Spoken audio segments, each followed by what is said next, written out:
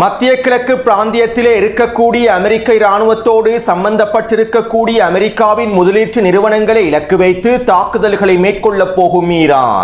ஈரானின் மின் உற்பத்தி தளங்களை இலக்கு வைத்து தாக்குதல்களை மேற்கொள்வதில் உறுதியாக இருக்கக்கூடிய டொனால்ட் ட்ரம்பும் முட்டாள் டொனால்ட் ட்ரம்பினுடைய தொடர்ச்சியான கருத்துக்களும் இதனால் ஏற்பட போகும் மிகப்பெரிய விளைவுகளும்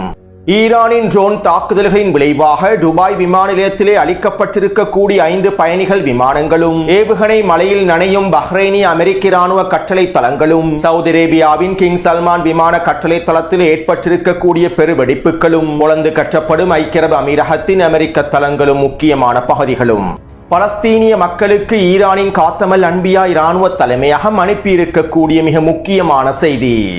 ஈராக் எதிர்ப்பு குழுக்களிடம் கெஞ்சும் அமெரிக்காவும் நேட்டோவும் ஹிஸ்புல்லா இராணுவத்தின் வீரியமான தாக்குதல்களும் கொத்து கொத்தாக தட்டி தூக்கப்படும் இஸ்ரேலி ஆக்கிரமிப்பின் வடக்கு மாநகர சபை உட்கட்டமைப்புகளும்